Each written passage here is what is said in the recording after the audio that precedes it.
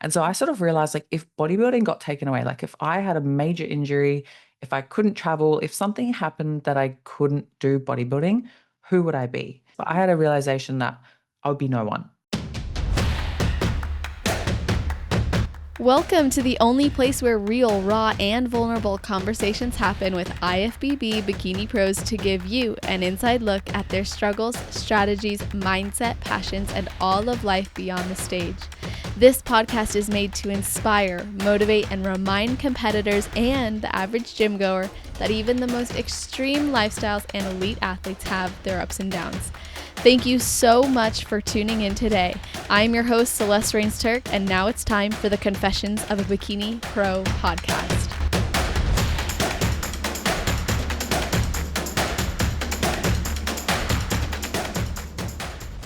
Today's guest is an elite posing, fitness, and mindset coach and the voice behind the Mindset Lounge podcast, where she speaks with elite athletes on their psychology, confidence, and tools that they use, not just for themselves, but for other ambitious high achievers to apply.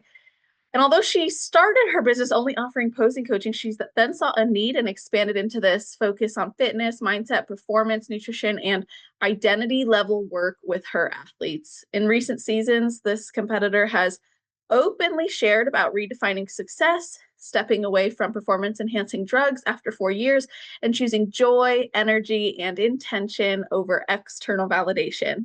She did her very first show in 2022, placing first in novice and true novice, and quickly earned her pro card the following year before making her pro debut 2 years later, which was 2025, just this past year at the Japan Pro. So welcome to the show, Morgan Eldrett. How are you doing? Thank you so much. What a lovely intro. I'm well. Thank you so much for having me on. I'm excited. Yes, I'm so happy to have you. It's always fun to interview people who do mostly interviews and talking themselves. I mean, your podcast is a mix between interviewing others and doing your solo episodes. So it's so great to have you. Yeah, thank you. I always find when I have a conversation with another podcaster, it's like so much chatter. It's amazing. Exactly. So before we dive in, I like to ask if there's anything you do or think about, or maybe a ritual you have right before your heel hits the stage. Oh my gosh. I'm a big believer in, I'm very, like, I know that nerves are going to come. So I'm the kind of person who kind of like embraces them. And I try and tell my clients all the time, like, turn your nerves into excitement. And so I think every time I am about to step on stage, I kind of like feel this nervous energy and I kind of start to go like, okay, it's not nerves, it's energy. It's not nerves, it's energy. There's always one thing I seem to do right before I get on stage, and it's kind of like flick the hair. And I always kind of like mentally, like I tell my clients to do the same, like mentally, like flick away the nerves and just be like, okay, that's just energy now. But I Love think that. it's always just, it comes down to like knowing that the nerves are there and just sort of letting them be there, but not identifying them with the nerves. I think that's the whole flick thing.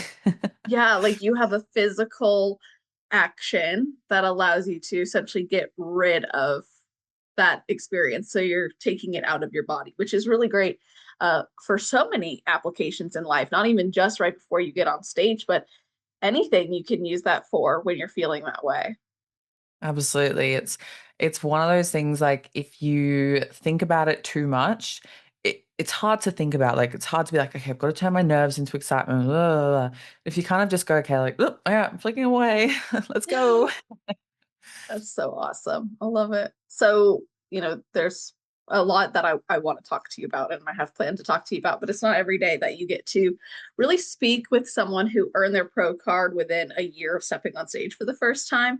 So, can you talk to us about your journey and how you went from thinking about competing to actually doing it, being successful in it, and now making a career of it? Yeah, so of course, as you said, there was only a year between that first show and then that pro card win. So obviously in Australia, we only have, well, back then there was only two seasons a year, so season A and season B. And I basically did season A in the first year and then season A the next year. And it's funny now because I encourage people like try and take take like at least a year of growing in between your shows. But I only had really a year between the shows, so it didn't work out to be that much time growing.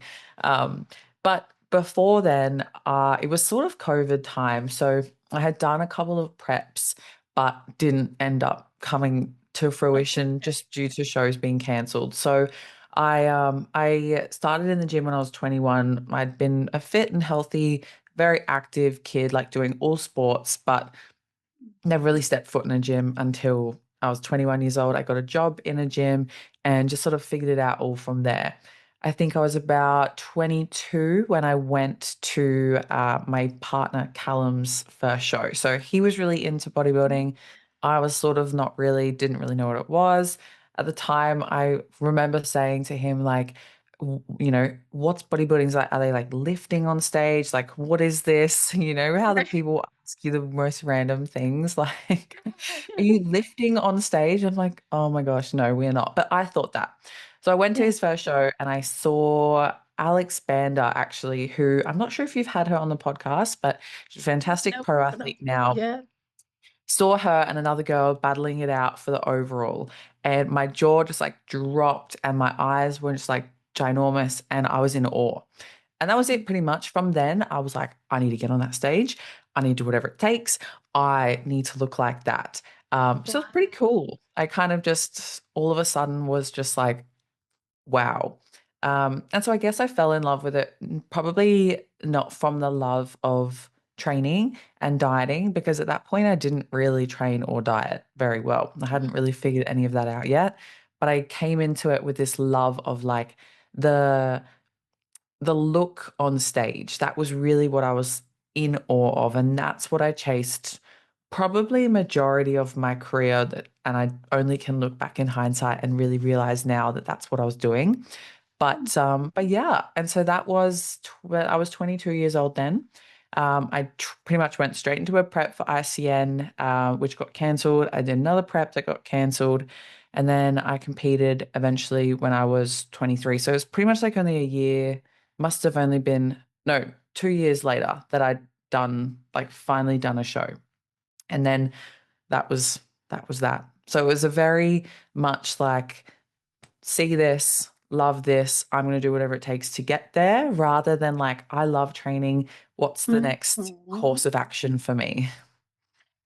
It's so great to hear from someone who that was their start because generally we do encourage people to love the lifestyle first. And you probably encourage them of this now, knowing what you know, but love the lifestyle first, live the lifestyle first, and then compete. So it doesn't mean you won't be successful though, if that's not your story, clearly, because yours started with, I just want to look like they look on stage, which from a mindset perspective, usually doesn't attribute much to longevity, but can be very motivating.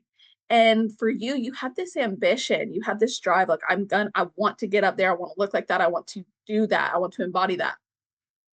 Did you always have that ambition, like even growing up? Or was that something that came with falling in love with this sport?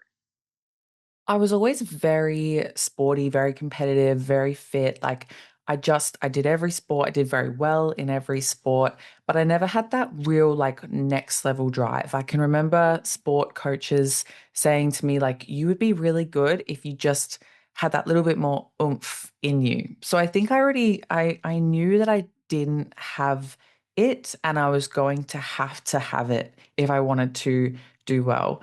I think having Callum, who was very, very, very driven, kind of showed me what was possible. I don't even think I realized what you could do with your mind and your body until I saw him doing it with bodybuilding. And it just sort of developed. I think as I went through, I realized like you put effort in, you're going to get results. And so the fruits of my labor would show, and that motivated me. And I guess for some people that doesn't, and that's not enough to keep them going.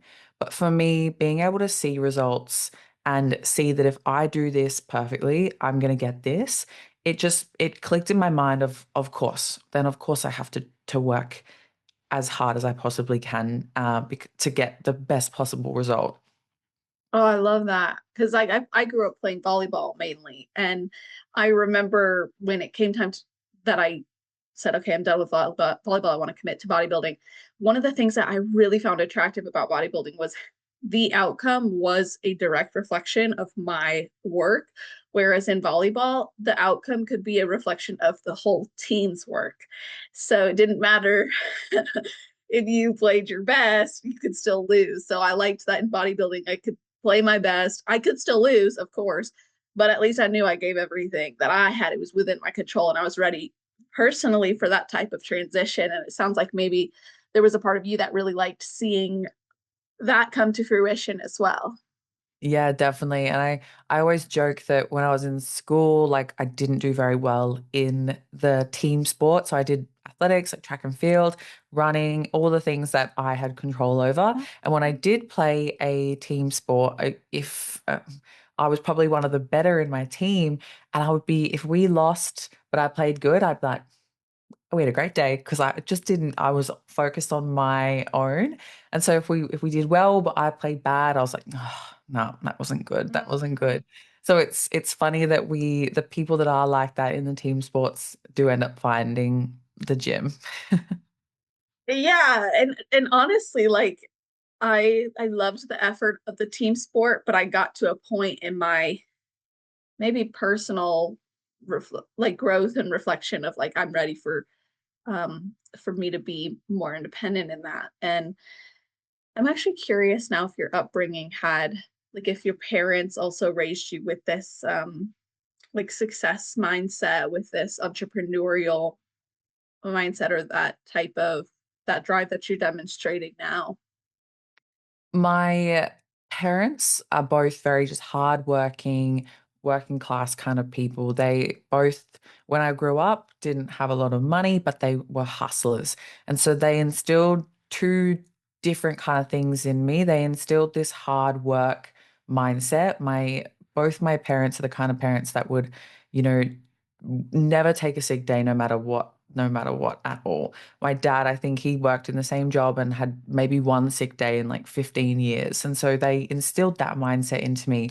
But they also instilled a mindset into me that I didn't want to do that. I didn't want to work for somebody else. I didn't want to have that 9 to 5 grind. And I didn't want to have to ask somebody to take a sick day. I didn't want that. And so it was really funny. Like I look back now and I'm like, I always knew that I was not going to do that, but they also really instilled that hard work mindset. If I didn't see them really hustling, I don't think I would have realized that I could also do the same. But yeah, I can remember from such a young age being like, no way is somebody not going to let me have a day off.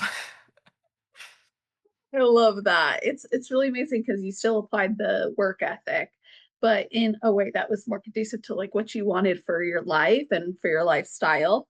Now, and we'll talk, I do want to talk more about your business and the development there, but I'm gonna backtrack just slightly now because I've gotten a better picture of some of the influence. And one thing that stands out to me of what you shared so far is that your boyfriend was actually bodybuilding before you. So you dated him through a prep, you went to a show to support him.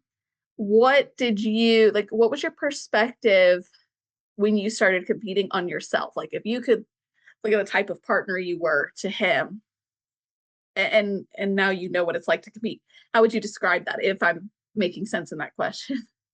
Yeah, I think so. It's so we met when he was very into the gym and I was just coming into the gym. We had a lot of fun like being in the gym together. It was like a really fun pastime for us. Like we would go, gym dates and gym exploring and all of that. So it was a perfect alignment in the fact that nothing of that felt forced. It was very much like we love doing this, and we love, going and having healthy meals. We always kind of liked that.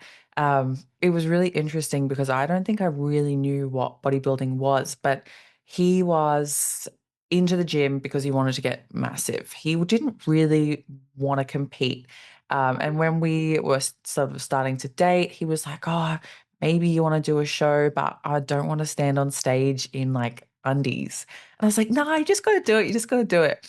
So he sort of he fell into bodybuilding sort of we fell into it together. He was very much into the gym and was obsessed with Callum von Moger and Arnold and everything like that. But he was doing his first show when I was with him. So we both didn't really know what we were doing. We didn't know what to expect. I definitely didn't know what to expect when it came to being the partner of somebody in prep. He was such a hard worker. He was, worked so hard. He was so tired. And I can remember being like, oh my God, does he still love me? Because he'd just be Mm, so zonked to the world.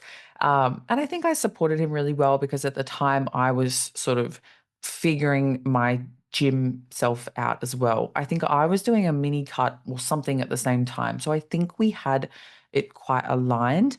But yeah, the whole relationship we had was built around gym and building ourselves and building our careers and building our bodybuilding selves. Right from the get-go, it was like, okay, we're building these careers. And luckily, it kind of all went together. yeah. And it's only now as we sort of have done pro shows, we've traveled, we've done it all, and we've sort of now realized like, wow, we had a whole basis of our relationship was around bodybuilding. And that was great because it served us for bodybuilding. But it was only after we were like, oh, we actually don't have a lot outside of it that now we have spent some time sort of discovering, which has been really nice. But it was the perfect storm for us, very competitive within each other. We pushed each other, we supported each other, and it really got us to have quick success. Because Callum actually, I followed in Callum's footsteps in terms of like accolades. So he did his first show a year before mine. He won True Novice and Novice and everything like that. And then 1 year later, he won his pro card. Wow. So he won his pro card in the year that I did my first show. We did that one together. And Okay. so then I was doing my like the next year I won my pro card and that was when he did his pro debut. So we kind of were like in stepping stones right behind each other. That's so awesome. I love that. And I'm kind of noticing you're using like past tense language a little bit, like when you talk about bodybuilding. Are y'all stepping away from it for a little bit, or what's that about? No, I can't say for certain, like yes or no or anything, right? Like for so long, my whole life was bodybuilding. So from Yeah. 22, from that onwards, my whole relationship, my whole career, everything was bodybuilding. And so it's been nice to just sort of not have it in the forefront of my mind. It Mhm. doesn't mean that it's never going to happen. I have no idea when the next comp's going to be, and neither does Callum actually, it's refreshing because from the moment we met, it was how can we be better? How can we do gym? How can we make, bodybuilding happen? And pretty much it's not here in my mind. It's just back here. Yeah, it's not a never again or a not at all or a even a regret. It's actually a okay, right now we're going to focus on other things. And you said you guys have had an enjoyable time kind of discovering things outside of bodybuilding. So, what are some of those changes or interests that have started to come about? So obviously, yeah. So last year I did my pro debuts, did the comps and everything like that. And then throughout the course of that and from since then, it's just been sort of discovering more parts of my identity. So I have spoken about this on my podcast a lot about like identifying as just solely a bodybuilder for so long was fine. It got me to where I wanted to be, but it also left me very sort of stuck in one box. Um, we had obviously you mentioned it in the intro, but I stepped away from taking PEDs, and we had a lot of things sort of go on in our personal life, which kind of made me realize that I wanted to step away from PEDs and step away from it being my sole focus. I realized, if you said it before with Instagram, like if Instagram just got taken away, we would still have our podcasts. And so I sort of realized, like, if bodybuilding got taken away, like if I had a major injury, if I couldn't travel, if something happened that I couldn't do bodybuilding, who would I be? And I had this big realization, and it took a long time for me to realize this, but I had a realization that I would be no one. I would be literally nobody because I didn't see myself as anything other than a Mm. bodybuilder. I was not uh, worthy of any love or success or people without bodybuilding because that's all I had. And that's not to say that making bodybuilding your number one thing is bad, but for me, it becomes so like, this is who I am, this is my worthiness, this is the only way people are going to care about me. And then that just became, that's not a place to be. And it was not a place that I wanted to be in. And I think that's the most important thing when I share this story and I share what I share on my own podcast. It's that it wasn't in alignment with my values. I didn't want to just be that person, but I was only that person. So I had to find other things. And so it really is like Morgan the podcaster, Morgan the coach, Morgan I love going rock climbing. I climb. Like all of these things, they are also me and just even just letting them be a thing. Because before it was like, well, no, like I'm this. I'm not even gonna like think of myself in any other ways. So it's nothing crazy and nothing dramatic, but it literally has just been me being like, okay, I'm allowed to be other things, and these things are worthy of, you know, my time and attention, and they make me worthy of other people's time and attention too. Oh, yes, absolutely. I love this so much because it's easy to get wrapped up in an identity and that because the identity comes with standards, expectations that then guide our decisions or even our mood and make us feel like, well, then I'm not enough if I'm not doing XYZ or not showing up this way. Or if I don't have a show plan, then this means this about me. So you almost you almost stop pursuing values for excellence and you start pursuing expectations for excellence and you realize something's amiss there. So, how did you start to redefine your success from, let's say, bodybuilding and medals to really more so like this passion in other areas of life and joy and that energy and intention? Like, what really prompted that shift and how did you redefine that?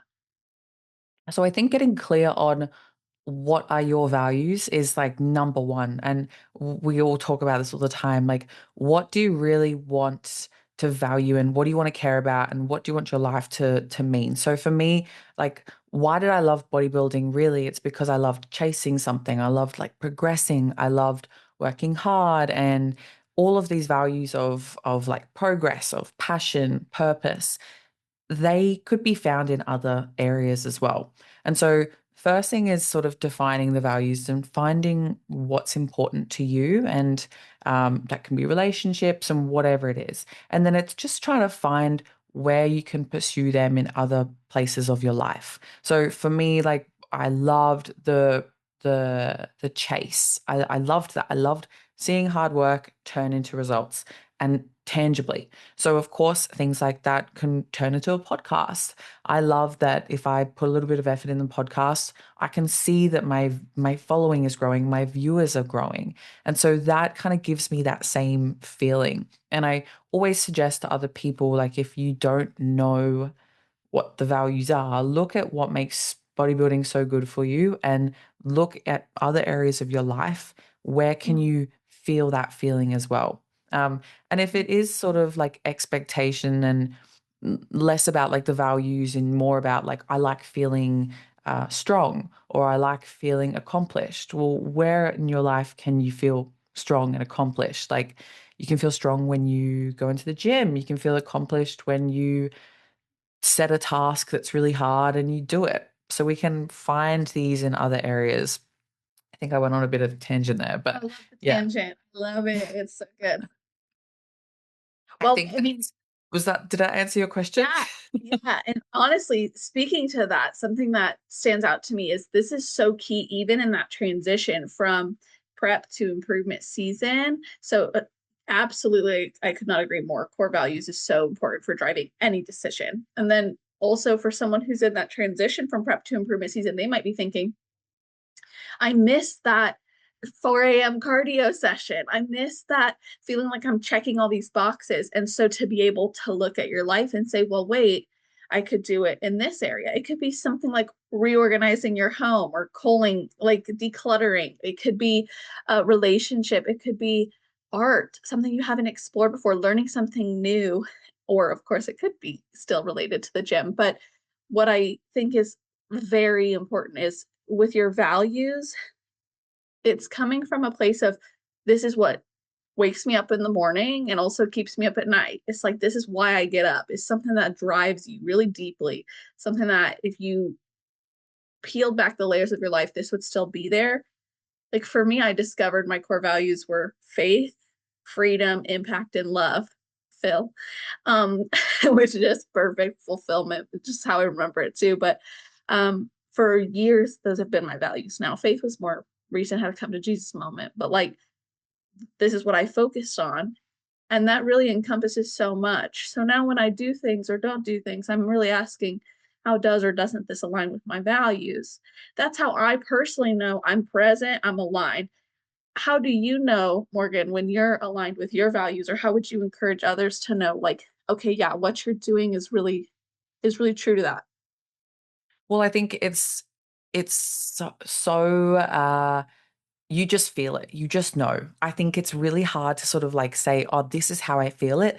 It's just, you know, in your guts. And you know when things aren't right, and you do know it, and even if you don't want to admit it, you do know it. And you know that can sort of segue us into the story of the sort of like the PED use, because I literally just spoke about this on my podcast yesterday, that I, for right now, I'm very, very in alignment with my values. And for like a little while, I didn't want to continue taking PEDs. I sort of wasn't in like the right headspace to. I was struggling with some side effects, but I kept going because I felt like I had to, or whatever it was. I don't even know why, I just was. But I knew deep down in my gut that I didn't want to, but I didn't address it. And it was festering and it festered long enough until it exploded, of course, because that's what happens. But you just know. And I knew it, but I didn't want to admit it. And I wasn't ready. I didn't have the uh, you know, I don't want to say I didn't have the support, because I would have, but I didn't think I had the support. I just didn't have it yet. But I knew for a very long time. And maybe you only can know in hindsight when you look back and you're like, oh, I didn't know. But I think you do know. I think you can. And maybe it takes a little bit of guts to sort of have that conversation with yourself. And I guess for people listening, tools like journaling is fantastic. Just sitting with yourself and thinking for longer than 2 minutes, speaking to somebody, and it doesn't have to be about much. You can just sort of like start to speak about it. But I think when you actually start to unravel it, like if you say, okay, I'm going to put pen to paper I'm just going to write for 20 minutes. I think that if you started not knowing what was in your gut, by the end of the 20 minutes, something would come out. And so I think that's like for people listening who don't know if they're in alignment, or they think they might not be, but they're not sure, just try and get it out. Think, write, speak, and something will come up. And maybe you're in perfect alignment, and it might be, fuck, I feel really good right now. Like, I love my life. Then amazing.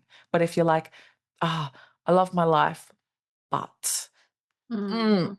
then explore. Oh, that's such great insight and advice for how someone could go about doing that process. And as you were sharing that, it kind of made me think like so randomly about, taking it out of context. Even if you saw a kid get pushed on the playground when you're little, you kind of have this gut feeling like that's not right. You're like, that's not okay. That's not good. And I think the same is true of that feeling. When you said you just have a feeling, so that applying that with the journaling, with the exploration, I totally agree. You're going to come to something. And in reference to your decision to come off of PEDs, you've been very open about this, which I love. I'm like, yes, and it appears, you have a lot of people who love what you're talking about always, but especially right now with this, because not enough people do. So what initially led you to start using PEDs? A coach who had basically just said, do you know what this is? I said, kind of. He said, cool. You start taking it. That was basically it. So that was before my first show at that point. So that was like in between that time of me seeing everybody on stage and then me getting on stage. It was just a coach who it wasn't a very good coach essentially. And that was pretty much it. I didn't really know what it was. I Googled it a little bit. By that point, I think maybe I'd seen a couple other people oh, that's what they do it. And that was pretty much it. It was a really quick, uninformed, uh, like sort of decision. Sure. It's actually really interesting hearing you say that because working in the mental health field, we have to provide what's called informed consent. And so this is true of doctors, this is true of medical professionals. I think everybody deserves informed consent, but coaching industry is different. You don't have to provide the risks, the benefits, consequences, alternatives, potential interactions for that individual. A lot of the times it is just for a lot of people, it's just, this is what you do. This is how you can do it. And of course, there are a lot of great coaches who will say, hey, this is what you can expect. And they will provide what we would consider as informed consent. But at the time, when you have that laser focus, that can be both a huge benefit and a potential blind spot, right? Like a blind spot to, let me explore this further, investigate further. So I'm curious what you felt change when you started using PEDs compared to before. Like, was your recovery or mood, or did anything change immediately for you that you're like, okay, no, this makes sense why I'm doing this now? Yeah, on the informed consent thing, I think it's really interesting because it's like with a coach, they're telling you, but they're not making you. Like you still Right. make your own decision. And I think when I look back and I look at other people and I think about myself, like I, I probably needed to uh, take hold of the situation a little bit more. Like I should have done the research myself. And I think it's really hard because I'm like, well, I was paying this coach. They told me to do this. Why should I have to question it or research? But at the other end of the stick, it's like, okay, you're doing this. They aren't giving it to you, or like a doctor or someone in the Right. hospital is like actually administering it. Like at the end of the day, they're saying do this, and then you're making the decision. So I think it's like such a blurred line because, of Yeah. course, like they're not making you do it. So I guess they don't really care about giving you that consent, like that information. And I wish that I had just done a little bit more research. But at the end of the day, as you said, like I was so laser focused. At that point, I was like, I'm going to do anything. I'll do whatever it takes to be good. Mhm. And my coach, who I'm paying, who I respect, who coaches high level athletes, he's telling me I need to do this and that's going to make me better. Well, of course. Like, why would I not? Exactly. Like, I don't want to be bad. I don't want to lose. Like, this is what I have to do. Right. But in terms of like what I felt, I don't know. I don't even know when I think about it. Like, what was I aware of? I'm not sure. Like, I think maybe I felt stronger. I have no idea. But I do know that like over my course of the time, my recovery was always very good. That was one of those things but I thought that was just me. Now I realize it probably was with the enhancements, of course. And then doing my prep this time, naturally, I was sore for like a lot longer. And I was like, really, really realized then, oh wow, that did help my recovery a lot. So that's probably one thing that was quite noticeable. But other than that, like it wasn't like an immediate, oh, I feel so good, I feel so strong. No, I don't know. And I don't know if it really ever is, or if it's just in our mind. Yeah. That's a great point there. I think it'd be great to hear even more, by the way, about the difference in your prep, because I imagine, or I might imagine, that it could influence your appetite, your perception of changes, maybe even mood. Well, I know it would influence mental health for sure. That impact on people can look different. But I'm wondering for you, like, what were some of those things you did notice from doing a prep without it? Like, aside from recovery being harder, was it also more difficult to manage some of the food and or body image changes? It's This is a conversation that I love having, and I'm still trying to unpack myself. And do you know Hattie Boydell? I'm Do you know? familiar with her. Yeah. Hmm. So she's like a fantastic natural athlete, and she kind of pulled me up and kind of made me question everything I was thinking one day. And I had a conversation with her. Essentially, like I went through the prep with this straight up mindset. This is going to be harder. It's going to be worse. I'm not going to look as good. That was my mindset. I had really locked myself into this really toxic mindset of because I'm doing it naturally, I'm not going to look as good and it's going to be harder. And I put myself in that box for this prep. And of course, then the prep was harder. Of course, the prep Right. sucked because I was telling myself it was going to be. Um, and it was only till after the comp, I had a conversation with Hattie. She's world champion. If you don't know who she is, people who are listening, she's a world champion, FMG athlete, fantastic, lifetime natural. She's so jacked. It's insane. She's also a lot older than I am and has been training for a lot longer than I am. Anyway, I had a conversation with her and I said, oh, it was mentally and physically a harder prep.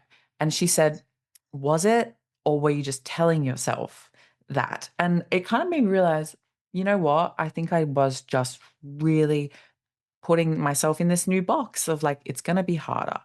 Um, I got leaner than I've ever been before. I was the leanest I've ever been.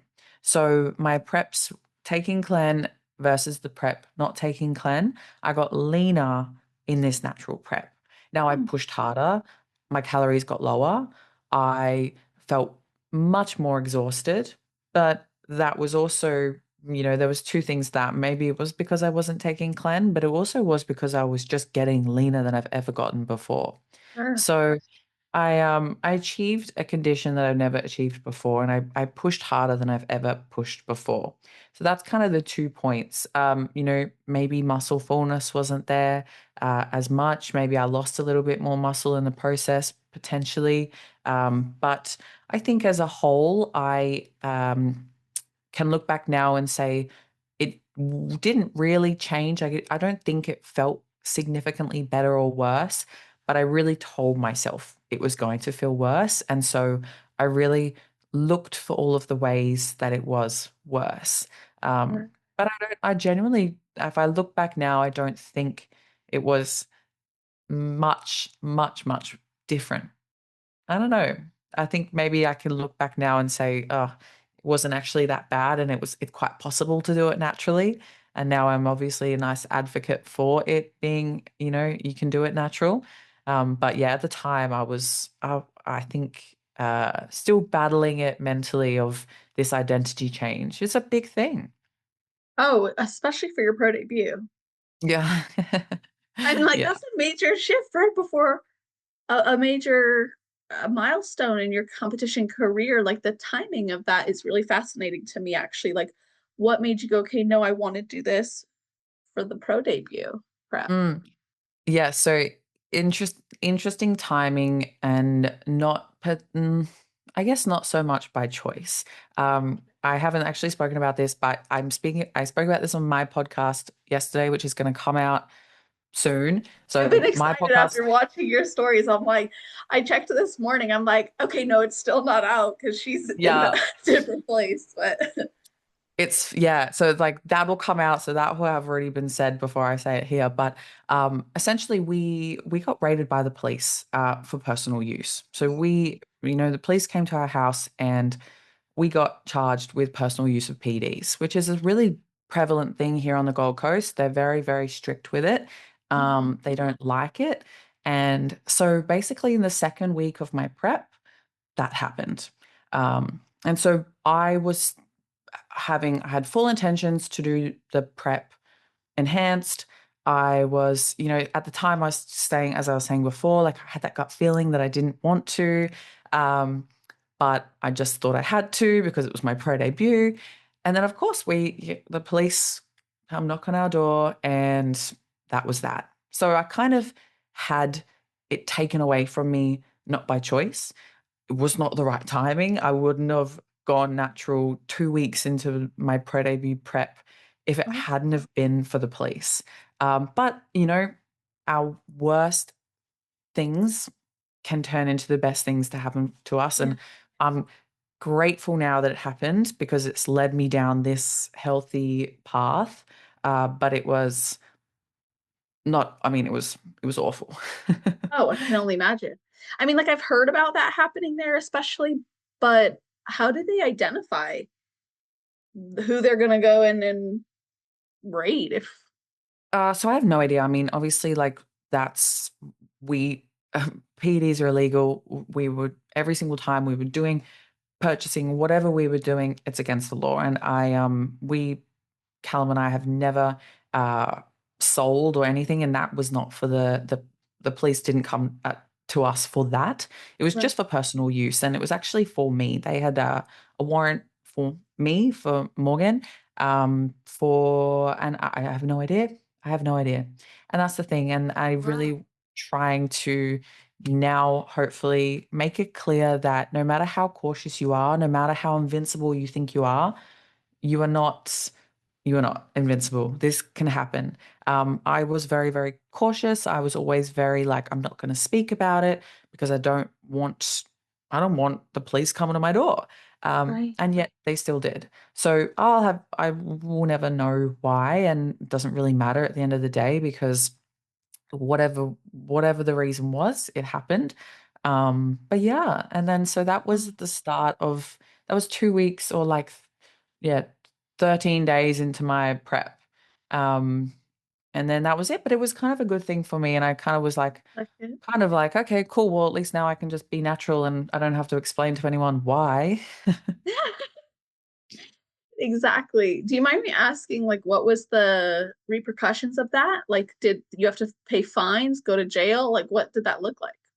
Yeah, so we went through the court process, and we got no criminal conviction. So we basically that means that there's nothing on our mark, like no mark on our name. We can still travel, everything like that. We just got charged with some possession of class B drugs or whatever it was.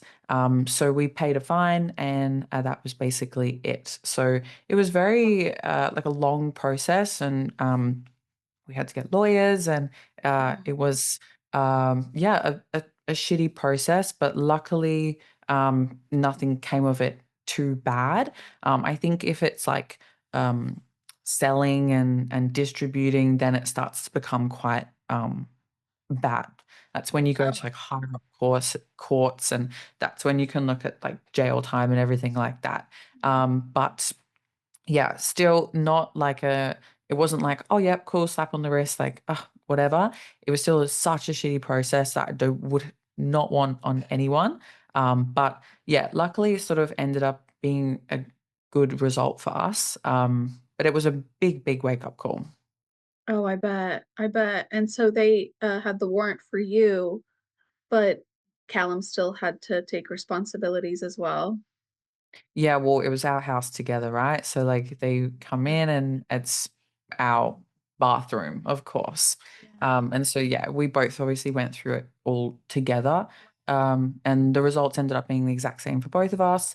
And yeah, so it's all kind of like finalized now, thank God. But yeah. Oh, I can't even imagine. Like the way I cry when like I think I'm gonna get a speeding ticket, Yeah. let alone if like my house was getting raided. Oh my goodness. And without um knowing that that would happen and something I really appreciate about what you said is you might think you're invincible, like it would never happen to you, but you really just don't know. You don't know. So you have to consider that as a risk, right? So now you're advocating and even educating on this, you're talking about it.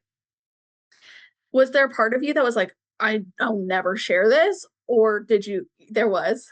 Yeah. Yeah, for so long. Like when it was going on, I was like, no way, nobody can know about this. Like this cannot get out into the media. My clients cannot know. Like this is a disaster. And now being a year later, like it was only just so when it was sort of like the year after it happened, Callum and I were sort of talking, and I was like, I think I need to I need to tell people that this happened. Because genuinely, like nobody thinks it's going to happen to them because nobody's heard of it happen to anybody else. But Right. then when we went through it, we started to realize that so many people have gone through this. So many people on the Gold Coast, so many female athletes, so many male athletes, so many couples, so many people have gone through the same process and have had that happen to them. And it was only then that we were like, oh my God, this happens all the time. That is so scary. People need to be so careful. Yeah. Uh, you don't have to share numbers or anything, but was it pretty expensive, the process? Yeah, yeah. And the would have was expensive as well because we had bought all our flights to do my pro debut in America for like May, I think it was that I was going to be competing.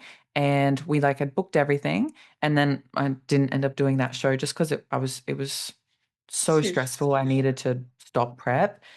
So not only was it expensive, it was also just, well, for that end, it was also expensive because I lost all my flights and everything like that. And it upended my whole life. Seriously. Yeah, I bet. Did you experience any like shame or guilt or lack of support when it came to your family finding out? No, luckily they were so supportive. And we all can joke about it now, like, haha, that happened. But at the time they were very supportive. And I think it was obviously a bit of a shock when they didn't know that I was taking PEDs. And I sort of had to say to them, like, oh, okay, this has happened. But the support, like they know me and they know that my decisions at the time, like I would have made all my decisions because I thought they were the right thing. And that's always the way, right? Like we Yes. make decisions because at the time we think that's what is best for us. And my family knew like your hard work, Morgan, you chase these goals. Like, of course, you were just doing what you thought was the best thing for you. And so we're always going to support you. And I'm so grateful for that because it would have been so scary if I didn't have the Mhm. support. But luckily, I also had Callum and we went through it together. Oh my gosh, yes, seriously, to have support, have a partner who's supportive as well. Although it's unfortunate you had to go through that process at all, and let alone both of you, the fact that you had each other and you knew the intentions, that makes it so much better. Has it has it changed your outlook on bodybuilding in Australia? It I guess not. Like at the end of the day, we all know that that's illegal. Like we all know that that's a thing that we make that decision. If you don't know, then hopefully you do now that it's Right. illegal. And if you don't know that it's something that you're doing that's illegal when you're taking it, then that's concerning. Like we want to make sure that there's education that we at least know that. And I don't think it's really, it hasn't changed my view. Of course, like here in Queensland, it's strict, and in Melbourne, apparently it's not as strict. And that's, not going to make me think any way other, like it's not going to make me change my mind on Queensland or not. Um, but yeah, and I guess it does happen elsewhere as well. Yeah. It made me resent bodybuilding as a whole for a little while. Like I felt really annoyed that bodybuilding had made this happen to me. But then I kind of had to reassess and say, well, bodybuilding didn't do this to me. I Yeah. did. Oh, that's such a huge shift, like taking personal responsibility for the outcomes of our life and decisions we make, even if the decisions were made without as much information as we have now, we still made those decisions. And like you said, like you were doing it with, you were doing what you thought was the best that you could do. I don't know, honestly, what it's like here in America. Thankfully, I've not heard many stories, nor, and I've never taken drugs. So I'm really not sure how it works here, but I do know it's illegal. So same thing applies in that regard. I'm curious, did you have like a probationary period or anything where they'd come and check or like do random checks or No, and I don't know really what, well, I guess because for us we didn't get a criminal conviction, there's nothing on our name now. So it's not oh like we that's did have to do that. And maybe it'd be different. It might be different case to case, case by case, but for us it was sort of like, no, we trust that like you have yeah. understood the like precautionary, like you shouldn't do this. We were sort of like so shook, so we were like, hey, cool. But it might be case by case. And I'm sure it's different for every single person that goes through it.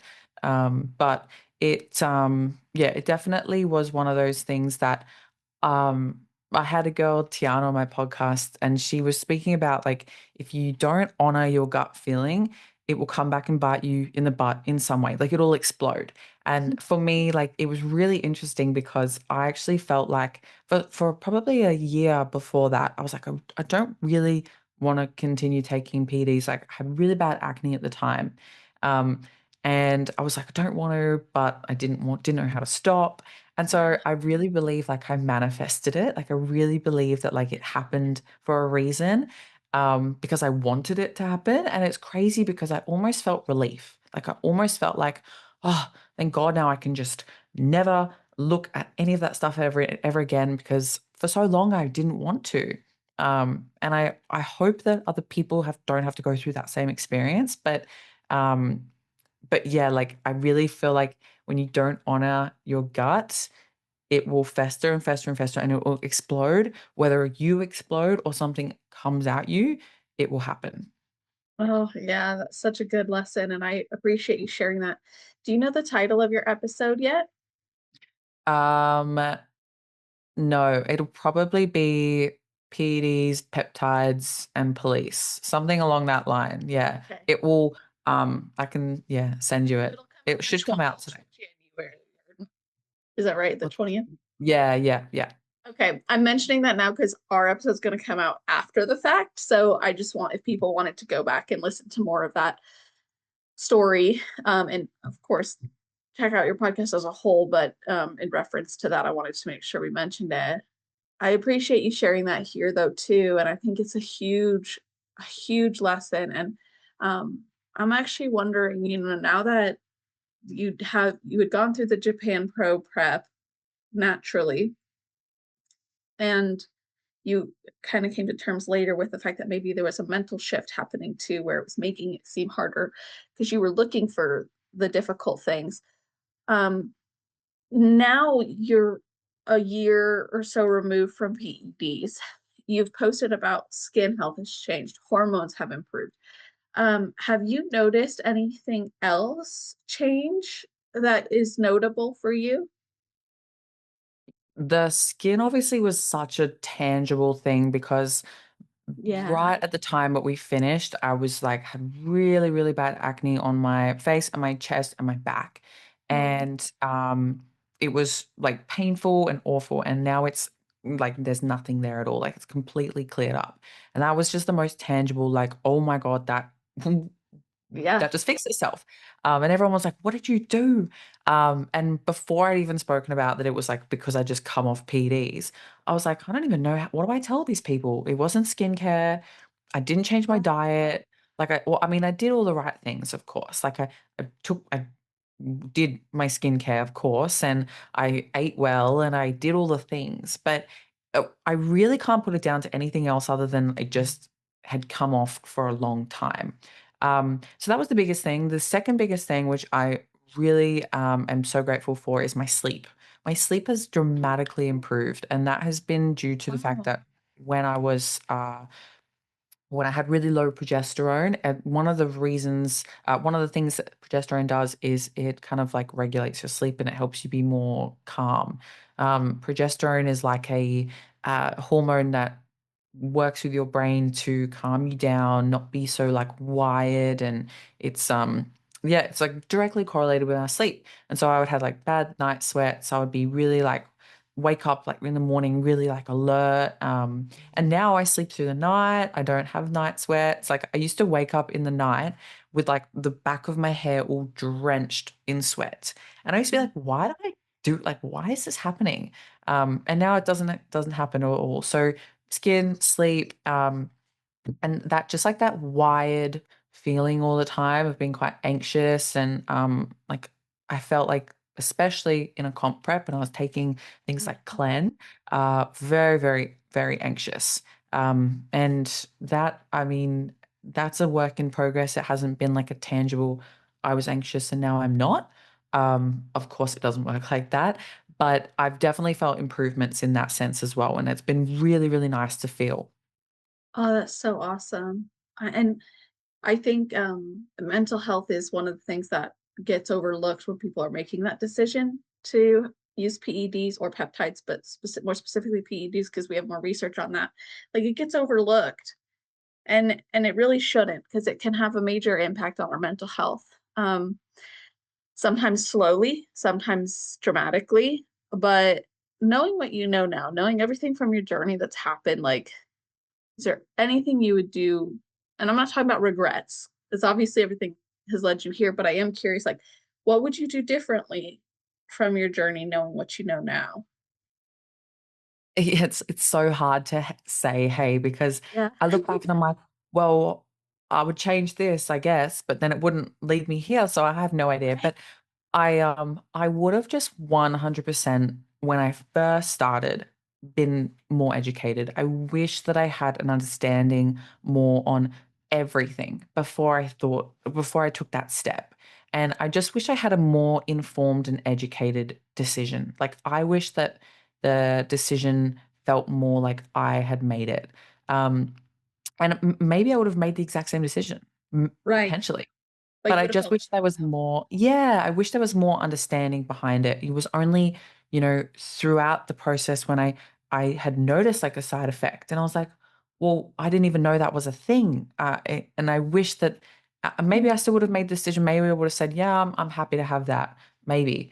But I wish that I had that understanding. And that's really the only thing I would have done different. And that's why I'm doing what I'm doing now. And that's why I'm trying to share the story, because it maybe will help somebody have an informed decision. It might make somebody just have one little bit more education to be able to say, when I make this decision, it feels like I'm making it with all of the information behind me to make the best decision possible. exactly. I love that because it could literally just be that one thing where someone goes, I haven't thought about that yet. Let me consider if that's something I'm at risk of or could happen for me, or maybe has and I've ignored it. Yeah. Or Um, just like if that, like, more like, am I willing to potentially have that happen to me? that's That's yeah, all you that's need to ask. And like, okay. am I willing to maybe have that side effect? Yeah. Like, there's plenty of athletes out there that are very willing to see their or hear their voice slightly change. Like, there's very a lot of female athletes that would say, yes, I'm very willing to have my voice go from here to here. I'm happy for that to happen. But if you don't know that your voice could change and then you do something, you aren't making a decision that's like yours, right? So I Yeah, think you've just got to make a decision like, am I willing to potentially have this happen to me? Yes, cool. And no, reconsider. That's literally all it needs to be. such a great question to ask. You know, to me, you sound feminine. You look very feminine. It doesn't seem like it caused virilization or any sort of masculine changes in you. Only a little, like, and it's only, I'm obviously glad that it didn't, and I'm very grateful that it didn't. But it definitely did a little bit, especially at the start when I had noticed, I would notice my voice like crackle, like almost like Interesting. break just a little bit. Yeah. And I don't know, maybe I can put on a higher voice now when I speak, especially when I'm on my podcast. I can kind of like everyone can kind of pick it up a little bit. Hmm. But I could definitely like if I was to find a video of me, it's hard to say though, because when we age, our voice is going to change Exactly. anyway, of Yeah. course. Right. But like I look at videos, like if I found one from me when I was like 22, it was so different to now. Hmm. Um, and I was very self-conscious of it. I was aware of it. And I was like self-conscious and it's actually one of the reasons why I didn't start my podcast earlier because I was so like, I felt I felt like it was so much worse than it was, of course. I was like, oh, I can't speak in a microphone. Like, no way, no way. Um, and I don't know, maybe it's also fixed itself a little bit. Like, I'm not 100% sure on the science behind like it all. Does it, that's it. It changes and never goes back a little bit because I feel like it's gotten higher. Hmm. When I was at like the peak of when I was taking things, it was different, much different. And I don't know. I have no idea. That could also just all be in my head. I have no idea either. I wish I had more insight on that because that's very interesting. And I think the conversation we're having about PEDs is important for a lot of different reasons, but one of them being sometimes the allure of PEDs is that it could get someone where they want to be faster. And also the competition is so steep now too. Like it's like bikini girls are freaking massive. Let's be honest. And I say this, and some like, they're not massive. But like they're so much more muscular than they used to be. And so sometimes when someone comes into the sport and they see that, they want to look like that, and then they consider, oh, actually, majority of these women are on some sort of enhancement, and it can be tempting to start that because they want to get there faster or you want to catch up. So in talking to athletes yourself, like your clients, the people who come to you for posing, if they express that to you, like how do you navigate providing them with insights or information so that they can make a decision that they feel really good about? Mm, that's a really good question and so multi-layered. I think at the end of the day, no one's going to be able to make that decision for you and know what's right for you other than you. There's no one that can say, I think you should do this or this, that's really going to be the right thing. I think we're always going to want to rush and get to where we want to be faster. That's what we do as humans.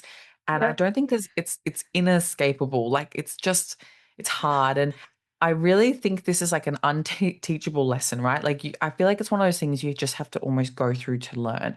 And it's hard because I feel like no matter what I say, there's always going to be someone that's like, well, yeah, and of course, and that probably would have been me also. But I think I think if you really just think about everything and get everything out on the table and actually listen to yourself and trust yourself and start to think about that, that's all you can do. That's all you can do. And it's not a case of there's no right or wrong, and there's, multiple different things that you can do in your life that's going to take you to a multiple path. Like there's a million different versions of our life happening right now that if we just did one thing differently, right? But there's no right or wrong. And whatever you do, I just hope that you trust that it's the right thing for you.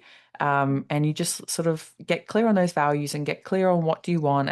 And I think asking yourself, especially around like PDs, but this could be for anything, right? Like breaking up with the person that you kind of feel potentially isn't right for you, or leaving the job that you sort of have an inkling you don't aren't made for, or starting the job that you feel like you're made for, starting the podcast, whatever it is.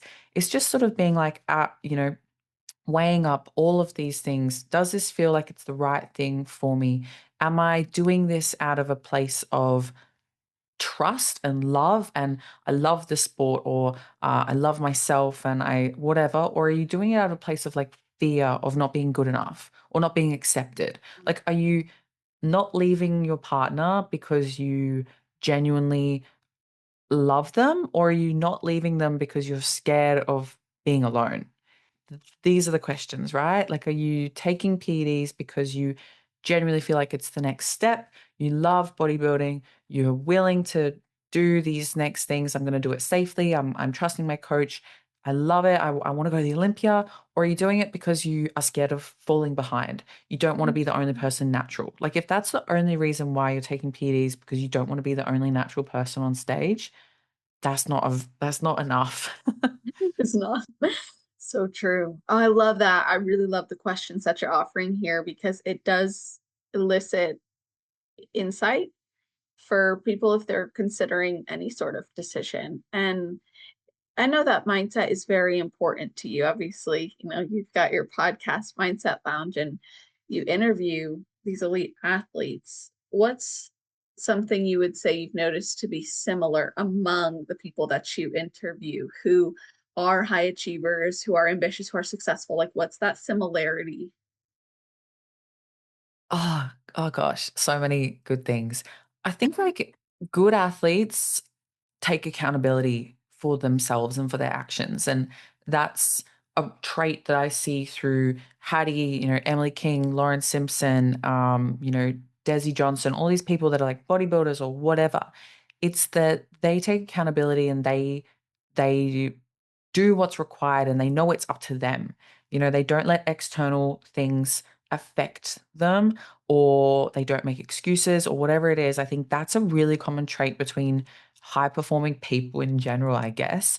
I was just thinking about this the other day about like that the quote, it's like follow the plan, not your mood. I think that's a really big thing of like, can you take your feelings out of something and just keep going? And can you keep following the plan despite how you feel? And that's not to say these people don't listen to their feelings or listen to their body, but can you just take accountability, do what's required, and understand that it's you that is getting you there? It's not your coach. It's not your coach helping, or, your coaches can help, but blame and whatever, it doesn't matter. It's all going to come down to you. Love that. I love that so much. I'm grateful you answered that question because I find that's one of the most difficult questions for myself to answer when people ask me that about like my podcast guests. I'm like, it What would you takes say? actually personal responsibility was something I've said in the past. Mm. When I've been asked that question, I'd say a lot of it's just taking personal responsibility for actions, circumstances, decisions, that kind of stuff. A day in and day out thing. But I guess also but I'm a little bit biased because I maybe of my questions and the way that I pose things, but I do think that there's some level of detachment with drive. It's like the willingness to push and push, push, push to get what you want to get and not give up and have ambition, but also to be just detached enough where it's not debilitating to your life. It seems like there's something there for a lot of the people I interview, whether it's when they were on their road to pro when they got there, or it was after the fact and they learned that message. But that could be biased because I tend to, I think, identify athletes to interview who have that Yeah, mentality. I do see that though. Like I completely understand, and there's a point where it becomes too much. Like there does become a point where you too much drive and too much of this, it does become debilitating. And it's a fine line and it's a balance we all are working to achieve. And sometimes we tip too far over, and that's, I mean, very normal. But yeah, I completely understand in the sense that like you you need to have this chase and this drive, but you also need to remember that it's not that big of a deal. Like Yeah, at the end of the day, it's not that it's not that deep. That's what I try and remind myself. Like everything in this whole entire universe, it's not that deep because at the end of the day, it's so morbid, but like you're gonna die in 3 generations. Nobody's gonna know who you are. Like they'll you'll be gone, and so yeah, it's not that deep. yeah. It's so weird to think about that. Like, I will say too, and maybe you identify with this as well. My podcast, I see it as an opportunity to leave a legacy. Where it's like, wow, maybe um in years from now, like this will be something that bikini athletes still listen to and look back on. I could be gone, or I could be, and I don't ever intend to stop, doing the podcast. I love this so much. So that aside, but like, let's say in 10 years, 20 years, someone could still be entering the sport and like have this archive of incredible competitors who like the history of bikini bodybuilding, in this podcast. Like I love that you can leave a legacy outside of yourself, but through the sport, through any pursuit that you have.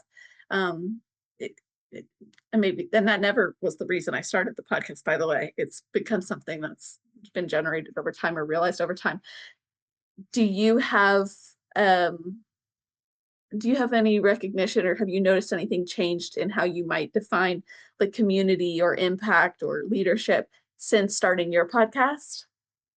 I think that, yeah, it's funny because we never set out to start like the podcast and we never set out to be like, I'm gonna make Right. a difference. I don't know, but it's amazing. And I've really noticed like having conversations and giving people a platform to have these conversations and share what they want to share is fantastic. And I love that there is like, I'll keep going back to it. There's no right or wrong. Like there is no one way that is the best. And there's no like everyone's stories and everyone's lessons and everyone's advice is theirs. And there's not one way that's better than the other. And I love being able to give that platform to these people to share that. And I love that all of my listeners can hear all of this advice and take what they want from it.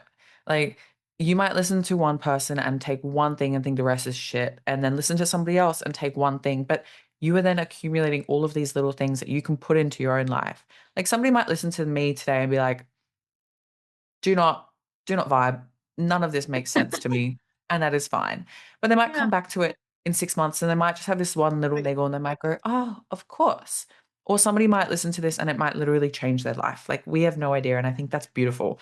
And I love that it could be everything or it could be nothing, and who knows? But I love that that is the opportunity from the podcast, and I love it.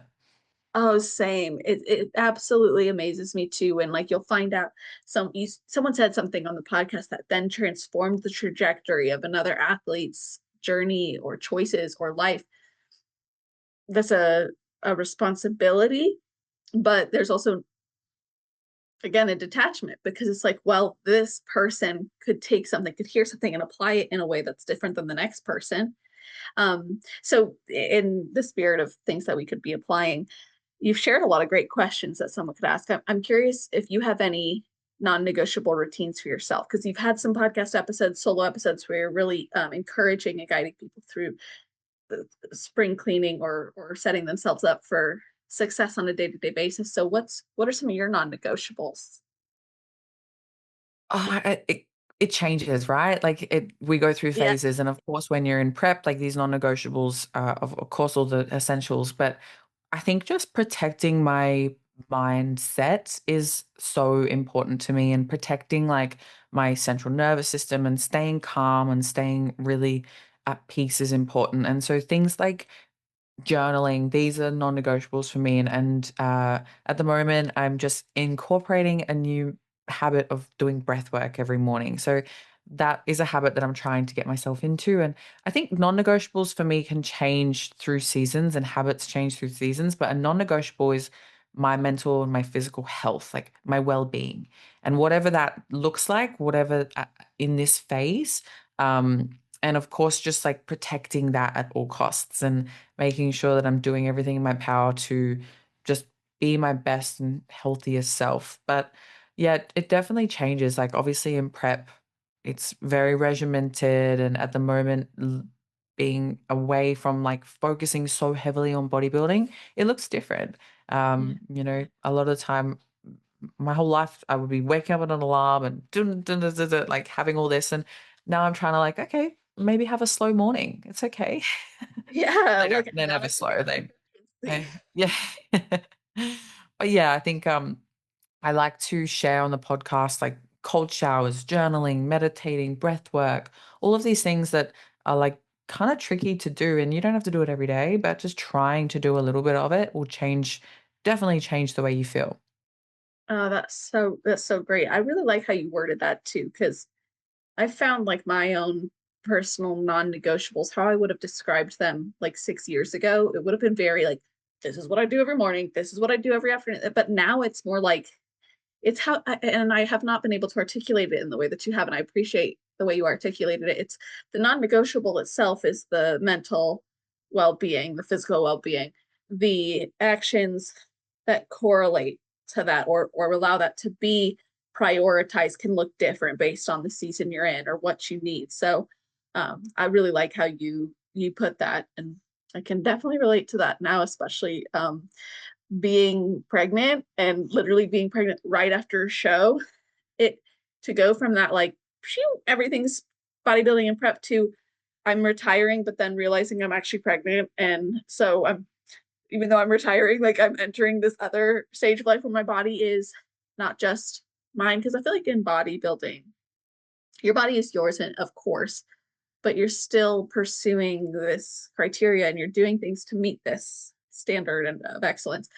Um, you don't maybe don't get a slow morning, right? So now it's interesting being in this mode because I still, I do still prioritize and value my mental and physical health, but the way that I'm doing that now is very different.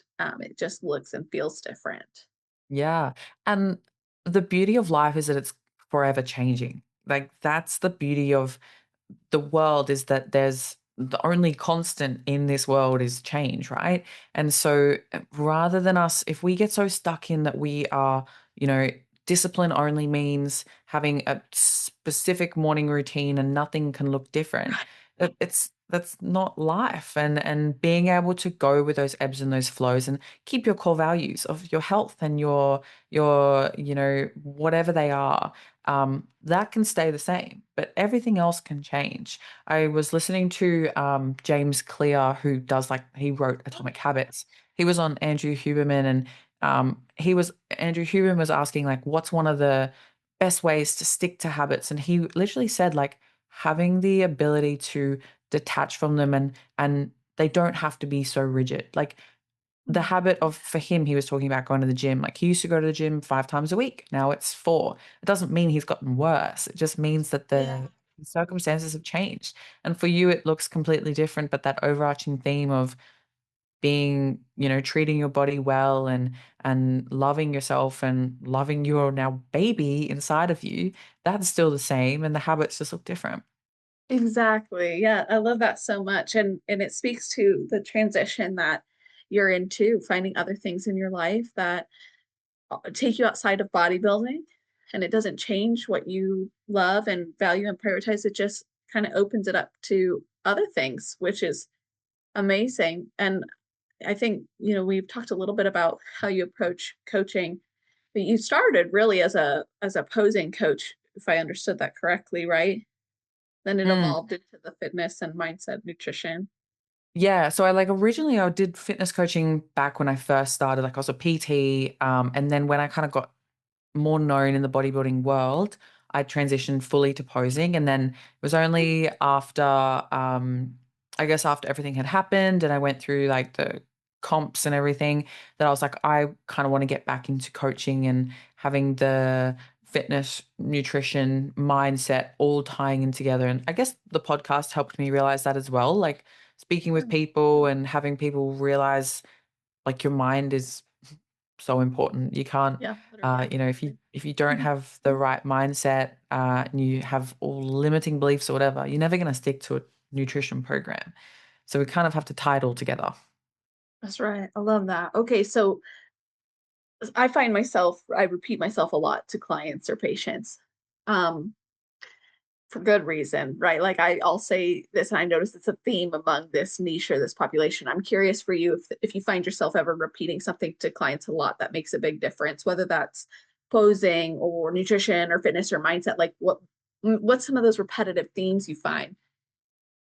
Mm, that's a good question. Um, I guess it varies with like obviously with posing, and that there's going to be completely different. And when it comes to posing, and my posing clients, like what I was saying before about this, like nerves into excitement. That's one thing I can repeat. Will repeat to every single person because everyone experiences it. I really don't feel like anybody doesn't get nervous. Like nobody is not nervous at all. But No. people who may not feel nervous or experience nerves, they probably just are able to shuttle that into excitement. And so that's one thing that's very repetitive in what I say, is that you are going to feel scared, maybe nervous, maybe, but we can change our perception of that to be excited and ready and switched on. So that's definitely one thing. And I guess with the posing as well, another big thing which also applies to everything is what you kind of label yourself as is what you're going to embody. So somebody walks into my posing room for the first time and they say, I've never been a dancer. I'm Gumby as I don't know. I'm gonna be awkward. I just know straight away they're gonna be bad because they are telling themselves that and they're embodying that, and then they're just gonna look for ways to prove that. When I have somebody who come in that's like, oh, I've never put on heels, but like I'm keen. I think I'll be okay. Like I think I'll figure it out. They're going to be good. They're going to progress really well. And so our mindset of being, is it fixed or is it this growth mindset? That's really, really important. I always say to people, like, if you just say to me, you're going to be bad, you're going to be bad. You need to let go of that and you need to stop telling yourself that. And so I encourage, like, there's no I am language in my posing room. If you come to me and you say, I'm so awkward, we have to have that we have to discuss that and we have to reshape that really quickly. Otherwise, nothing's going to happen. There's not going to be any learning happening. Oh, love it, love it, love it, because it really is key. It is a major deciding or influencing factor in your next step or your behavior or what you do and how you view the world. So the fact that you interrupt that and address it is likely very important and hugely impactful in the rest of what their session or their journey or their commitment to you and to their selves and their work looks like. Because yeah, if you've never seen yourself really from the outside looking in, to have someone then hold up a mirror and say, do you realize when you say this, this is what's happening? You suddenly are like, oh, so my thoughts really are that powerful? Like, oh, so the way that I view myself really is influencing how I'm walking on stage or how I'm talking to this person or how I'm going about my nutrition. Like, I don't believe that I'm worthy of a healthy body that looks great in my clothing. So, yeah, I'm sabotaging my efforts. So, yeah, I'm not putting in as much time into my nutrition, or I'm depressed and hopeless and have nothing, of purpose. And of course, you're not going to want to take care of yourself. So there's a very important element there that I think often gets overlooked. And I'm glad that you support people with that. Yeah. Do you find often quite a quick transition if somebody has been unconscious of their thoughts for so long, even just becoming aware, like you can really see that change quite quickly?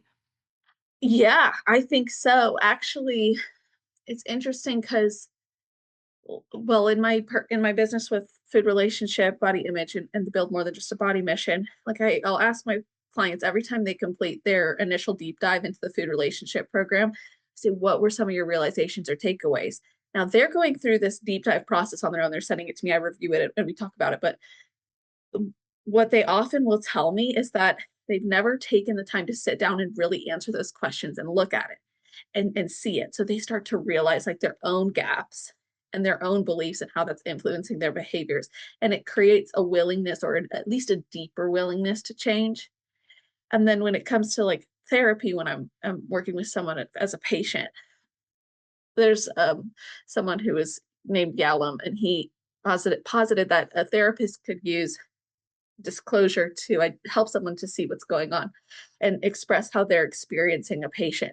So I could say, I'm noticing, this is a random example. Okay. They could say, oh, I'm noticing that whenever we start talking about this, you interrupt me and change the subject. No one wants to hear that. They're like, I don't want to be told. And so you say, my experience with you is that it's difficult to talk about these things.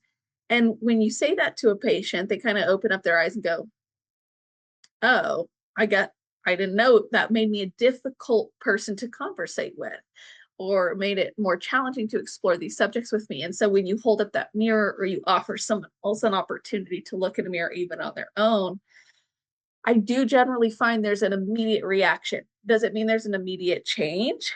I don't always find that, and I'm sure you can agree with it. There's at least something that takes them from lack of awareness or lack of understanding to, oh, I see it a little bit more now.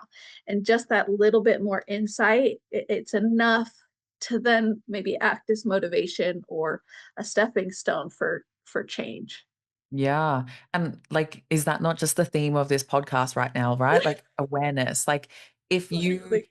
same with the PEDs, the same with a coach, same with every single thing. Like if you just take the time to answer a few questions, just sit Yep. with your thoughts, you are gonna things are gonna awaken in you, and change might not happen, sure, but a little bit of an inkling will. And like I experienced that really heavily with myself with like I w- I don't know, I guess if I was asked about like my acne, it would be like, "Ugh, I'm gonna shut it down really, really quickly." Hmm. Whereas like I didn't really want to sort of come to terms with, oh, it's my hormones are messed up. How am I gonna fix them? What is that going to mean for my career?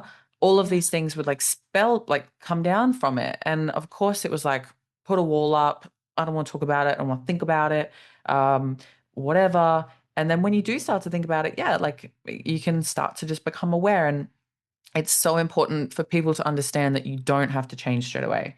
Like Right. that's hard. That's a lot. But you do have to start to ask yourself questions and have self-awareness, and that'll change your life. Like that'll change your life starting to have more self-awareness. But it's also hard and a long process. And it's like I really hope people listening just don't think that it has to be like I'm fixed or I'm going to make this decision. Like these processes take ages. And I can't even Mhm. explain to you how many conversations I had with Callum sitting like weeks and weeks and weeks of the same conversation of us going back and forth with like, how do I feel? It took so long and so many conversations to even start to grasp an answer. Isn't that right? And your encouragement for people not to need to change right away or immediately or all at once is so valuable and speaks a lot to your journey as well. Because had you forced change that you weren't ready for, that you didn't ultimately choose, it would have put you in the same position you were in from a decision or decisions that maybe you didn't have every insight that you needed for. And no, we're not going to know all the answers or all the possibilities. And sometimes it's not even worth going through the what if, whatever, but to take the time to talk through it or journal through it or breathe through it, work through it. You're just offering space to something that's important to you. It's not about I have to change it.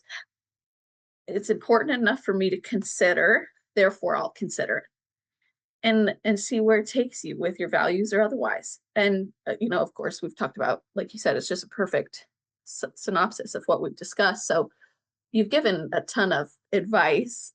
I like to end the episodes by asking for your best advice. So, um, if there's anything I didn't ask you that you wish I would have, please let me know before I get your best advice.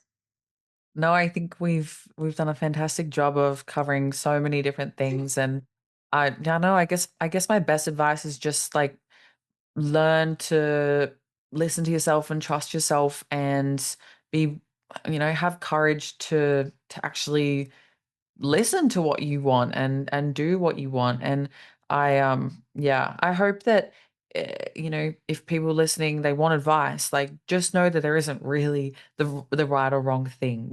Like there's not one thing I would say definitely do this because this is going to do, it's going to change your life or whatever. But like all I can say is like just listen to yourself, listen to what your gut wants you to do. And when you do it, you'll know. Like when you're in alignment, you'll know, and when you're out of alignment, you'll also know. And you'll hear the voice, and it'll get a little bit louder and a little bit louder until it is screaming, and hopefully you can, listen to it. So good. I appreciate you sharing that. And I'd love for people to connect with you, follow your journey, even work with you. So, how can they do all that? So you can follow me on Instagram. It's Morgan Eldrett. And if you want to listen to the podcast, that is Mindset Lounge with Morgan. That's on Spotify, YouTube, and Apple.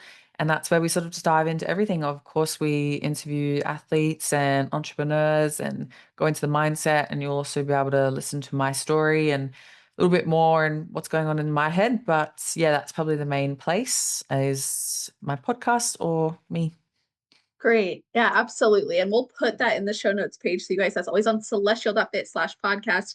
If you're listening right away, it's at the top of the episode page. If you're listening in the future, scroll down to the category section, which is alphabetized. Not only will you see how you can connect with us, but you're also going to see a full episode summary, bulleted list of the topics we covered, and episode timestamps. So you can go back, listen to your favorite parts, or share it with your friends, your family, your teammates. Let them know what resonated with you or stood out to you.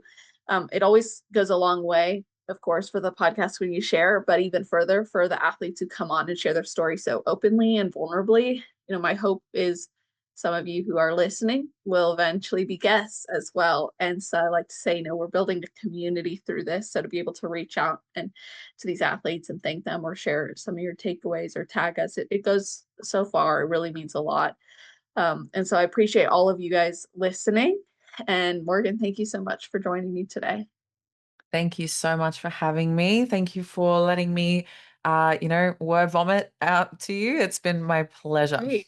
Oh man, it was my pleasure, truly. Like everything you shared has been really wonderful. So I'm grateful. And to everybody listening, I hope you all have an amazing rest of your day, night, or morning, wherever you are in the world while you're listening to this episode. Just make it awesome.